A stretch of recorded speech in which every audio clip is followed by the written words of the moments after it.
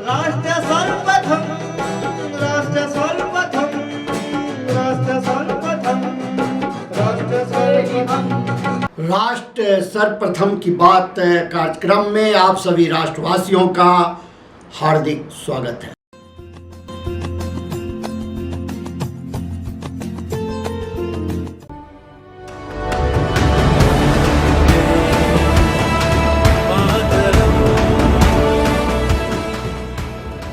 India दर्पण, दैनिक हिंदी समाचार पत्र, DID न्यूज व राष्ट्र सर्वप्रथम मीडिया टीम की ओर से समस्त राष्ट्रवासियों को स्वतंत्रता दिवस की हार्दिक शुभकामनाएं। पूर्व विदेश मंत्री नटवर सिंह का शनिवार देर रात निधन हो गया। वह 93 वर्ष के थे। नटवर सिंह पिछले कुछ हफ्तों से गुरुग्राम के मेदांता अस्पताल में भर्ती थे और शनिवार रात को उन्होंने अंतिम सांस ली। प्रधानमंत्री नरेंद्र मोदी ने पूर्व विदेश मंत्री नटवर सिंह के निधन पर शोक जताया और कूटनीति व विदेश नीति में उनके योगदान की सराहना की। अमर शहीदों को श्रद्धांजलि अर्पित करने के लिए राजकीय समारोह का आयोजन शहीद स्मारक परिसर पटना में किया गया। राजकीय समारोह में राज्यपाल राजेंद्र विश्वनाथ आर्लेकर और मुख्यमंत्री नीतीश कुमार ने भावभीनी श्रद्धांजलि अर्पित की। हिंडनबर्ग की नई रिपोर्ट आने के बाद सियासी गलियारे में हलचल तेज हो गई है। पक्ष विपक्ष आमने सामने आ गए हैं। कांग्रेस और तृणमूल कांग्रेस ने सेबी प्रमुख माधवीपुरी बुच और केंद्र सरकार पर जमकर निशाना साधा। प्रधानमंत्री नरेंद्र मोदी ने उच्च उपज देने वाली जलवायु अनुकूल और जैव सशक्त फसलों की 109 किस्में जारी की। हिमाचल प्रदेश में पिछले 2 दिन से भारी बारिश के कारण भूस्खलनों और अचानक आई बाढ़ के कारण 280 से अधिक सड़कें बंद रहीं। भारतीय जनता पार्टी की राज्य इकाई उत्तर प्रदेश के सभी 403 विधानसभा क्षेत्रों में तिरंगा यात्रा आयोजित करेगी। प्रधानमंत्री नरेंद्र मोदी ने राष्ट्रपति द्रौपदी मुर्मू को तिमोर लेस्ते के सर्वोच्च नागरिक सम्मान grand collar of the order of Timor Leste से सम्मानित किए जाने को देश के लिए गर्व का क्षण करार दिया। राष्ट्रीय राजधानी के कई हिस्सों में रविवार सुबह बारिश हुई, जिससे कुछ इलाकों में सड़कों पर पानी भर गया। विनेश फोगाट मामले में फिलहाल फैसले को लेकर समय को बढ़ा दिया गया है। अब सिल्वर मेडल को लेकर 13 अगस्त को CAS अपना फैसला सुनाएगा। केंद्रीय गृह एवं सहकारिता मंत्री अमित शाह आज नई दिल्ली में NFCSF की चीनी उद्योग संगोष्ठी एवं राष्ट्रीय दक्षता पुरस्कार 2022-23 समारोह में मुख्य अतिथि के तौर पर शामिल हुए। इस अवसर पर अमित शाह ने सहकारिता के 8 क्षेत्रों में सहकारी चीनी मिलों को राष्ट्रीय दक्षता पुरस्कार प्रदान किए। इस दौरान कार्यक्रम को संबोधित करते हुए शाह ने कहा कि बहुत पुराने समय से हमारा देश सहकारिता आंदोलन का साक्षी रहा है और सहकारिता हमारी संस्कृति का अभिन्न अंग रही है। इसके साथ ही गृह मंत्री ने कहा कि प्रधानमंत्री नरेंद्र मोदी ने एक ऐतिहासिक फैसला लेते हुए अलग सहकारिता मंत्रालय का गठन किया था। पिछले 10 सालों में प्रधानमंत्री नरेंद्र मोदी के नेतृत्व में देश ने हर क्षेत्र में प्रगति की है। National federation of cooperative sugar factories limited के सभी प्रतिनिधिगण यहाँ आए हैं। आप सबको मिलकर मन में खूब हर्ष की प्रसन्नता का भाव पैदा होता है। आप सभी का स्वागत है। भाइयों बहनों, हमारा देश बहुत पुराना सहकारिता आंदोलन का साक्षी रहा है। सहकारिता कानून में ढली इसके पहले हमारे देश में सहकारिता का भाव हमारी संस्कृति का अभिन्न अंग रहा है और एक प्रकार से कहे कि सहकारिता को कानून में ढलते हुए भी लगभग 125 साल हो। गुजरात, महाराष्ट्र, तमिलनाडु, कर्नाटक, कई सारे राज्यों ने इसमें पायोनियर का काम किया और देश भर में सहकारिता आंदोलन को मजबूत करने का काम आजादी के पहले ही भी हुआ। परंतु आजादी के बाद धीरे धीरे एक प्रकार से जैसे इकोनॉमी पॉलिसियां बदलती गई, सहकारिता आंदोलन में जरूरी बदलाव भी नहीं किए गए, कानूनों में जरूरी बदलाव नहीं किए। धीरे धीरे एक प्रकार से सहकारिता आंदोलन पूरे देश में जो सिमेट्रिक तरीके से डेवलप था वो कुछ राज्यों तक सीमित रह गया और उसमें भी मंद गति से विकास होता था या स्थगितता आ गई थी। मैं तो एक सहकारिता आंदोलन के कार्यकर्ता के नाते मोदी जी को हृदय से धन्यवाद देना चाहता हूं कि इन्होंने सहकारिता मंत्रालय अलग से बनाया और मेरे लिए सौभाग्य की बात है कि देश का पहला सहकार मंत्री बनने का भाग्य मुझे मिला है। उसके बाद में ढेर सारा काम हुआ है। यहाँ पर एनएफसीएसएफ ने अनेक लोगों को अच्छे प्रदर्शन के लिए पुरस्कृत किया है। मैं वो सभी 8 कैटेगरी के अंदर जिन जिनको पुरस्कार मिला है वो सभी गन्ना सहकारी मिलों को, शुगर सहकारी मिलों को बहुत बहुत मन से बधाई और अभिनंदन देना चाहता हूं। ये 10 साल के अंदर नरेंद्र मोदी जी के प्रधानमंत्री बनने के बाद देश के हर क्षेत्र में प्रगति हुई है। उद्योग जगत के हर अंग उपांग की प्रगति हुई है। हमारे शुगर इंडस्ट्री की भी बहुत प्रगति हुई। 2013-14 में शुगर केन का एरिया 5 मिलियन हेक्टेयर था और आज 10 ही साल में 6 मिलियन हेक्टेयर तक पहुंचाने में सफलता हमें मिली है। मतलब 18% की वृद्धि हुई। शुगर केन का प्रोडक्शन 352 मिलियन टन था, आज 491 मिलियन टन, मतलब 40% की वृद्धि दर्ज की गई। यील्ड में भी 19% की वृद्धि और ग्रॉस शुगर प्रोडक्शन 58% की वृद्धि दर्ज की। इथेनॉल का उत्पादन और उसमें चीनी का डाइवर्जन 0 मिलियन टन था, आज 4.5 मिलियन टन चीनी इथेनॉल उत्पादन में डाइवर्ट कर पाते हैं पॉलिसी के कारण। और शुगर इंडस्ट्री से जो इथेनॉल की प्राप्ति थी वो पहले 38 करोड़ लीटर होती थी, सीमित उपयोग उसका होता था, और आज 38 लीटर करोड़ से बढ़कर 370 करोड़ लीटर इथेनॉल केवल हमारी शुगर फैक्ट्रियां बनी। आप कल्पना करिए 38 करोड़ लीटर से 370 करोड़ लीटर, ये वृद्धि, इसका सीधा फायदा जहां तक कोऑपरेटिव मूवमेंट का सवाल है किसान की जेब में गया है। ये बहुत बड़ी उपलब्धि है मित्रों। और ये पैसा पहले एक प्रकार से गल्फ कंट्रीज को हम दे देते थे क्योंकि पेट्रोल आता था, डीजल आता था। आज इथेनॉल ने हमारा आयात का बिल कम किया है, पर्यावरण को सुधारा है, किसान को समृद्ध किया है और गन्ना मिलों को प्रॉफिटेबल करा है। एक ही इनिशिएटिव से 20% ब्लेंडिंग की एक महत्वपूर्ण निर्णय से 4 क्षेत्र में बहुआयामी फायदा भारतीय जनता पार्टी की नरेंद्र मोदी सरकार ने करा है। और मैं जानता हूं मित्रों इसका, क्योंकि मैं इसका एक हिस्सा हूं, कंटिन्यूअस मॉनिटरिंग होता है।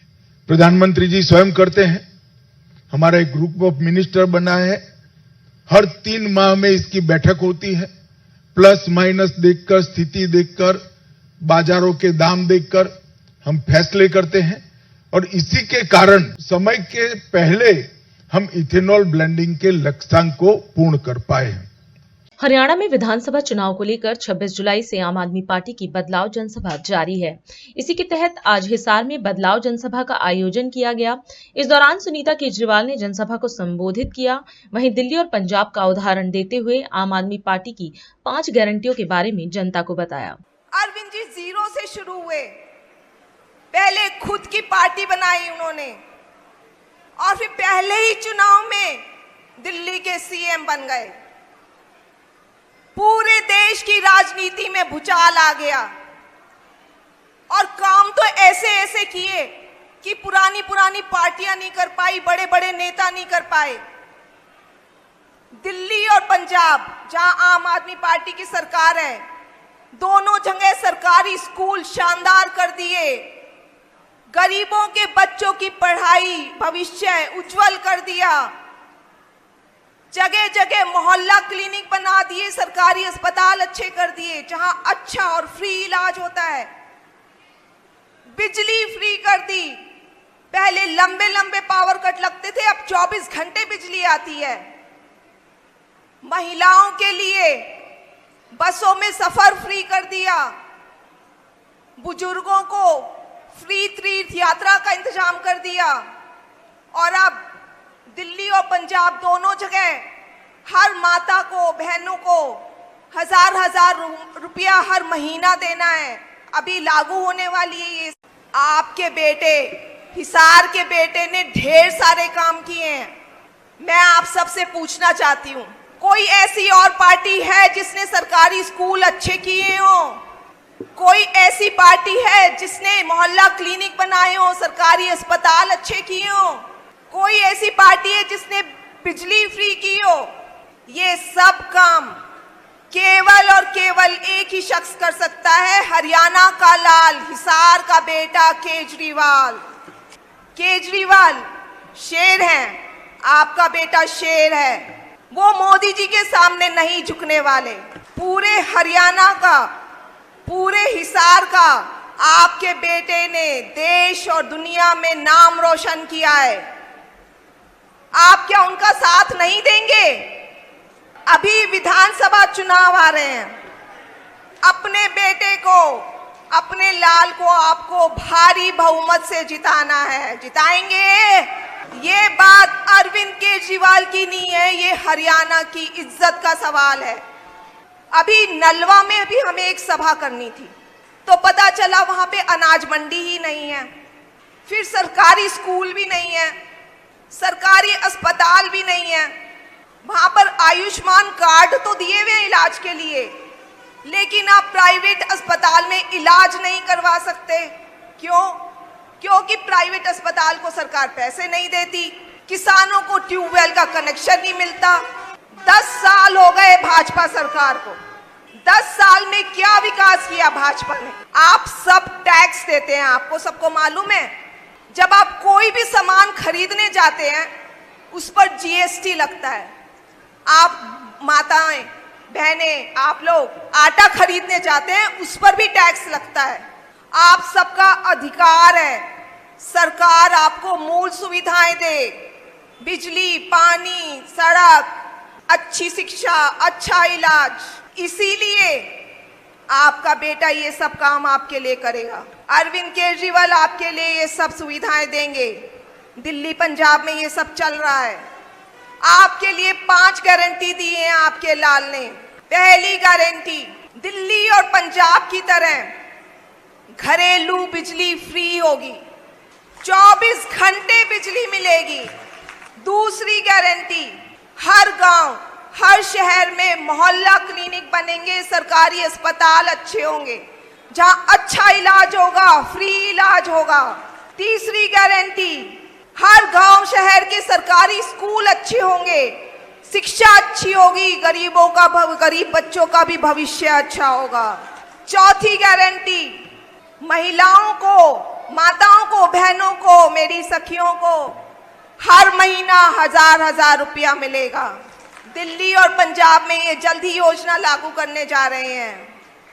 5वीं गारंटी, हरियाणा में बहुत बेरोजगारी है, हर बेरोजगार युवा को रोजगार मिलेगा।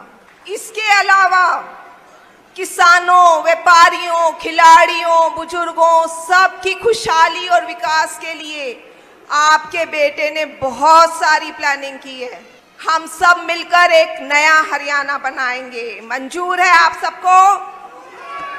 हिंडनबर्ग की नई रिपोर्ट आने के बाद सियासी गलियारे में हलचल तेज हो गई है। पक्ष विपक्ष आमने सामने आ गया है। वहीं इसी कड़ी में सुप्रिया श्रीनेत ने प्रतिक्रिया देते हुए एक प्रेस वार्ता को संबोधित किया। श्रीनेत ने कहा कि हिंडनबर्ग ने आरोप लगाया है कि कैसे ऑफशोर फंडिंग से स्टॉक मैनिपुलेशन होता था और राउंड ट्रिपिंग की जाती थी। इन मामलों की जांच सेबी को सौंपी गई थी, क्योंकि मार्केट को रेगुलेट करने का काम सेबी करता है। श्रीनेत ने कहा कि अब हिंडनबर्ग की नई रिपोर्ट से पता चला है कि सेबी की चीफ माधवी बुच और उनके पति धवल बुच उन्हीं बरमूडा मॉरिशस फंड में निवेश कर रहे थे, जिनके साथ गौतम अडानी के भाई विनोद अडानी का संबंध था। इसके साथ ही उन्होंने पूरे मामले पर प्रकाश डाला और सेबी चीफ को बर्खास्त करने की बात कही। अडानी महाघोटाला सामने आया, ऑफशोर फंडिंग का मामला सामने आया, स्टॉक मैनिपुलेशन के चार्जेस लगे। हिंडनबर्ग ने चार्ज लगाया कि कैसे ऑफशोर से पैसा आता था, स्टॉक मैनिपुलेशन होता था, कैसे राउंड ट्रिपिंग हो रही थी। ये सारे चार्जेस हिंडनबर्ग ने लगाए।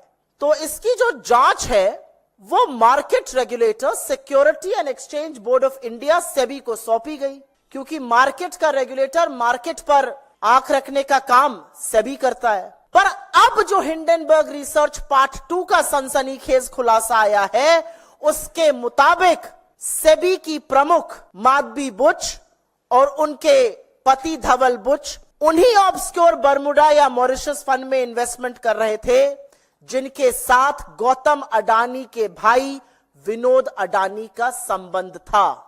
इस रिपोर्ट में साफ अंकित है कि माधवी बुच का अडानी समूह से संबंधित ऑफशोर फंड में इन्वेस्टमेंट था और सेमी प्रमुख बनने पर उन्होंने अपनी शेयर होल्डिंग अपने पति को ट्रांसफर कर दी।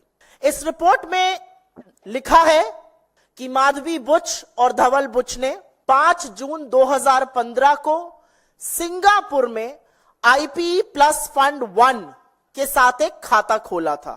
ये आईपीई प्लस फंड 1 अडानी समूह के एक डायरेक्टर ने आईआईएफएल के माध्यम से खोला था। तो बुच दंपति ने खाता खोला सिंगापुर के एक आईपीई प्लस फंड में, जिसका स्थापना अडानी समूह के एक डायरेक्टर ने आईआईएफएल के माध्यम से की। अब यही रिपोर्ट आगे बताती है कि आईआईएफएल ने अपनी एक घोषणा में बुच दंपति के इन्वेस्टमेंट सोर्स को सैलरी बताया और कुल संपत्ति करीब $10 मिलियन की आंकी गई।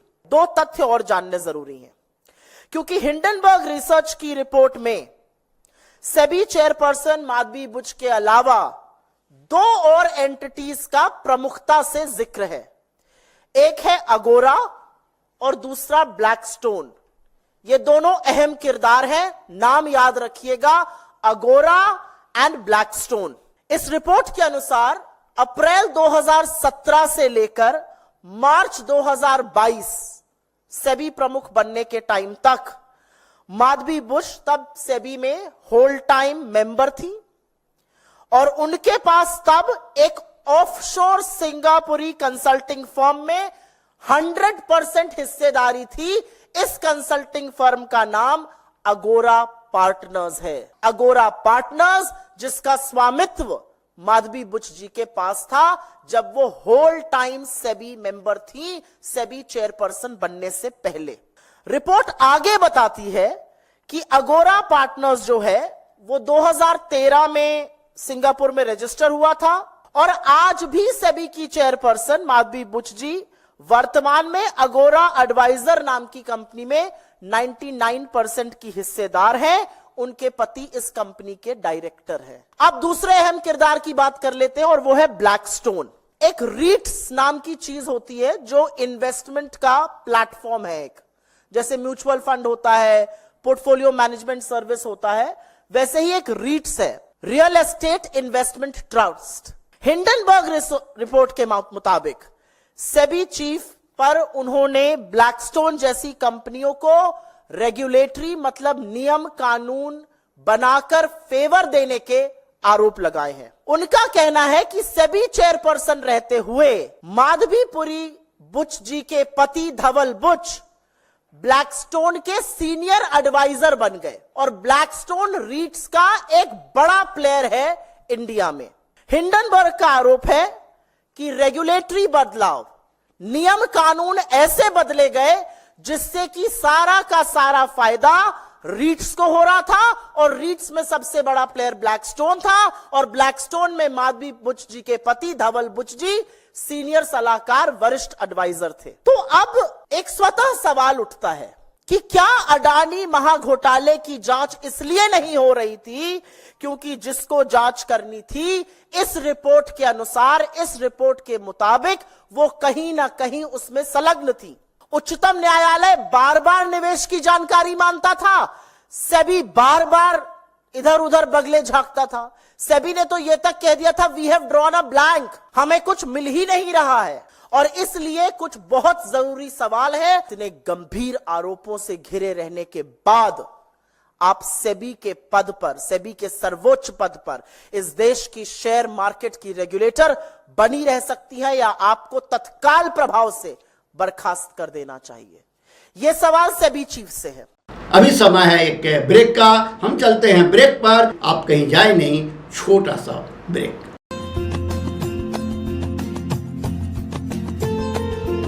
कमल बिल्डटेक प्राइवेट लिमिटेड की ओर से आप सभी को स्वतंत्रता दिवस की हार्दिक शुभकामनाएं। Kamal buildtech private limited fulfilling promises. With our professional team and experience of delivering projects, in past we guarantee you peace of mind and top quality work in an affordable price. Marble art gallery की ओर से आप सभी को स्वतंत्रता दिवस की हार्दिक शुभकामनाएं। हमारे यहाँ furniture, precious stone, manufacturer table उपलब्ध है।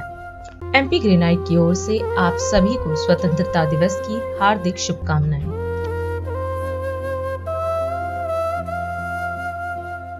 राष्ट्र सर्वप्रथम की बात कार्यक्रम में ब्रेक के बाद एक बार फिर आप सभी राष्ट्रवासियों का स्वागत है। केंद्रीय स्वास्थ्य मंत्री JP नड्डा ने मीडिया को संबोधित किया। इस दौरान नड्डा ने कहा कि PM मोदी का लक्ष्य है कि उच्चतम स्वास्थ्य सेवाएं जिससे हमारे गरीब वंचित थे वह उन्हें उपलब्ध हो। वहीं स्वास्थ्य सुविधाओं की उपलब्धता का जो क्षेत्रीय असंतुलन था वह संतुलित हो, यह भी हमारा उद्देश्य रहा है। इसके साथ ही उन्होंने बताया कि इसका स्पष्ट प्रमाण है कि वर्ष 1960 से 1998 तक सिर्फ एक एम्स देश में था। 1998 से 2004 में अटल जी के नेतृत्व में 6 एम्स खुले और आज प्रधानमंत्री नरेंद्र मोदी के नेतृत्व में विगत 10 वर्षों में 22 एम्स को आकार मिला है। प्रधानमंत्री मोदी जी ने जो कल्पना की है कि स्वास्थ्य की सेवा में tertiary care, higher and facility आम गरीब व्यक्ति को जो नहीं मिल पाती थी वह उसको मिल पाए, आम नागरिक को। और इसके साथ साथ जो रीजनल इम्बैलेंस है, जो क्षेत्रीय असंतुलन है, उसको संतुलित किया जा सके, उसको संतुलित करके रखा जा सके, उसकी चिंता करने का काम इस प्रकार से हुआ है कि कांग्रेस के जमाने में 1960 से लेकर 1998 तक एक all India institute of medical sciences था और 1998 से 2004 में अटल जी के नेतृत्व में 6 all India institute of medical sciences आए और उसके बाद यूपीए के 10 साल की अवधि में सिर्फ एक रायबरेली का all India institute of medical sciences आया और प्रधानमंत्री मोदी जी ने इस छोटी सी अवधि में 22 all India institute of medical sciences तक पहुंचाया और 18 all India institute of medical sciences operational हो गए, 4 होने बाकी हैं जिस पर काम चल रहा है। यानी रीजनल इंबैलेंस को कैसे बैलेंस किया गया है वह इस कार्यक्रम के माध्यम से हमको दिखता है। प्रधानमंत्री स्वास्थ्य सुरक्षा योजना के तहत, PMSSY के तहत, और राजकोट उसी में एक अपने आप में एक नायाब, गुजरात की जनता को, सौराष्ट्र की जनता को एक तोहफा प्रधानमंत्री मोदी जी की तरफ से है मानवता की सेवा के लिए।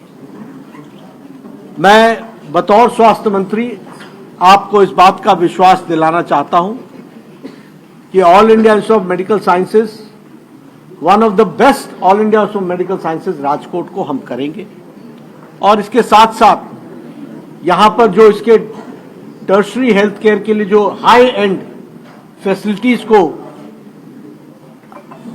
अनरोल करना है, अनफोल्ड करना है, उसमें भी हम कोई कसर नहीं छोड़ेंगे।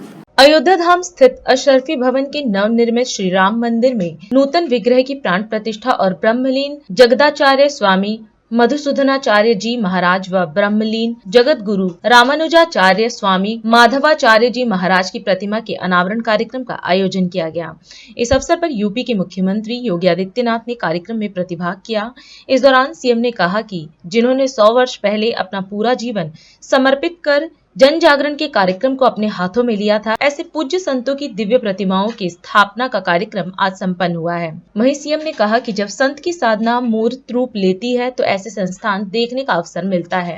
अयोध्या विद्यापीठ परिसर में श्री राम दरबार और अशरफी भवन अयोध्या धाम के पूज्य आचार्यों की दिव्य एवं भव्य प्रतिमा के आज के स्थापना कार्यक्रम में अयोध्या विद्यापीठ के सभी प्रबंध समिति के पदाधिकारीगण, सभी भक्तगण, आज के समारोह में उपस्थित सभी अभिभावकगण, और अयोध्या विद्यापीठ में नर्सिंग, पैरामेडिकल, फार्मेसी आदि की शिक्षा ग्रहण कर रहे सभी उपस्थित विद्यार्थी और छात्र छात्राएं एवं प्यारे बच्चों, आज ये मेरा सौभाग्य है कि अयोध्या धाम की इस पावन धरा पर श्री राम दरबार के यहाँ पर भव्य विग्रहों की स्थापना का कार्य भी यहाँ पर मुझे करने का गौरव प्राप्त हुआ है और साथ ही साथ इस पूरी धरा को जिन्होंने अपने धर्माचरण से पवित्र करके इस पूरे क्षेत्र में 100 वर्ष पहले जिन्होंने श्री राम जन्मभूमि आंदोलन के लिए अपना पूरा जीवन समर्पित करके जन जागरण के एक बड़े कार्यक्रम को अपने हाथों में लिया था, ऐसे पूज्य संतों, पूज्य स्वामी मधुसूदनाचार्य जी महाराज, पूज्य स्वामी जगत गुरु रामानुजाचार्य स्वामी माधवाचार्य जी महाराज की दिव्य प्रतिमाओं के आज यहाँ पर स्थापना का कार्यक्रम संपन्न हुआ है। प्रभु श्री रामलला, मां जानकी और राम दरबार के श्री चरणों में कोटि कोटि नमन करते हुए, इन पूज्य संतों के भी श्री चरणों में नमन करते हुए मैं इन पूज्य संतों की साधना को मूर्त रूप देने के लिए, जिन्होंने आज न केवल जगत गुरु के रूप में धर्म जागरण के एक बृहद कार्यक्रम को अपने हाथों में लिया है, बल्कि धर्म जागरण के साथ ही अत्याधुनिक शिक्षा हमारे वर्तमान पीढ़ी को प्राप्त हो, इस कार्य को भी अपने हाथों में लेकर के इस अभियान के साथ जुड़े हुए हैं। ऐसे पूज्य संत जगत गुरु रामानुजाचार्य, पूज्य स्वामी श्रीधराचार्य जी महाराज का मैं हृदय से अभिनंदन करता हूं, उन्हें हृदय से कोटि कोटि धन्यवाद देते हुए साधुवाद देता हूं। बहनों और भाइयों, जब संतों की साधना मूर्त रूप लेती है तो ऐसे संस्थान हम सबको देखने को मिलते हैं। याद करिए, आज से 10 वर्ष पहले, 15 वर्ष पहले क्या इस प्रकार के मूर्त विग्रह आपको दिखाई देते थे? संभवतः नहीं। लेकिन गांव में भी नर्सिंग की शिक्षा हो, पैरामेडिकल की शिक्षा हो, फार्मेसी की शिक्षा हो, और वह भी शिक्षा ऐसी जो एएनएम करेगा, जीएनएम की यहाँ पे डिप्लोमा लेगा, बीएससी नर्सिंग करेगा, बी फार्मा करेगा, या कोई भी ऐसा पैरामेडिकल का कोर्स यहाँ पे करेगा, 100% यानी 100% उसको जॉब की गारंटी होती है, नौकरी की गारंटी होती है। इस प्रकार के कार्यक्रम को संचालित करना यह पूज्य संतों के आशीर्वाद के बगैर संभव नहीं हो पाता है। और मैंने इसीलिए कहा, जब गुरु मूर्तियों की और पूज्य संतों का आशीर्वाद और उनकी साधना मूर्त रूप लेती है तो वह लोक कल्याण का माध्यम ऐसे ही बनता है जैसे अयोध्या विद्यापीठ के माध्यम से संचालित पाठ्यक्रम आज यहाँ पर कर रहे हैं। और आज उसी कार्यक्रम के लिए मेरे कार्यक्रम और जगह थे। बहनों और भाइयों, इन पूज्य संतों ने अपना पूरा जीवन लोक कल्याण के लिए समर्पित किया था, धर्म जागरण के लिए, धर्म के अनुरूप अपने कृतित्व के माध्यम से अपने कर्तव्यों का पालन करते हुए देश और समाज को उसके अनुरूप चलने की एक नई प्रेरणा दी। पूज्य स्वामी मधुसूदनाचार्य जी महाराज रहे हो, एक लंबे समय तक उन्हें इस धराधाम पर अपने आशीर्वाद से अयोध्या धाम के साथ साथ पूरे देश के अलग अलग क्षेत्रों को अभिसिंचित करने का अवसर प्राप्त हुआ। आज के इस अवसर पर एक बार फिर से यहाँ पर अयोध्या विद्यापीठ परिसर में विग्रहों की स्थापना हुई है, उनके श्री चरणों में नमन करता हूँ। मैं यहाँ पर पूज्य स्वामी मधुसूदनाचार्य जी महाराज, पूज्य स्वामी रामानुजाचार्य, पूज्य स्वामी माधवाचार्य जी महाराज की भव्य और दिव्य प्रतिमाओं की स्थापना का कार्यक्रम संपन्न हुआ है। इन पूज्य संतों की श्री चरणों में मैं कोटि कोटि नमन करता हूं और इन सभी पूज्य संतों की साधना को मूर्त रूप देने वाले जगत गुरु रामानुजाचार्य पूज्य स्वामी श्रीधराचार्य जी महाराज का हृदय से अभिनंदन करते हुए उन्हें हृदय से साधुवाद देता हूं कि उन्होंने अपनी गुरु परंपरा को ये सम्मान दिलाया है। यह कार्यक्रम और ये कर्म साधना निरंतर आगे बढ़ती रहनी चाहिए। इसके लिए हम लोगों का पूरा सहयोग उनके साथ में होगा। आप सबके प्रति मेरी शुभकामनाएं। धन्यवाद। जय हिंद।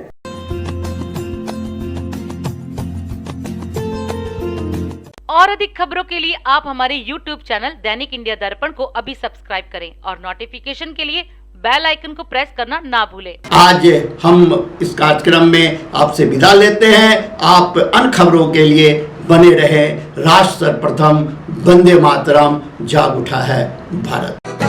राष्ट्र सर्वप्रथम, राष्ट्र सर्वप्रथम, राष्ट्र सर्वप्रथम, राष्ट्र सर्वप्रथम।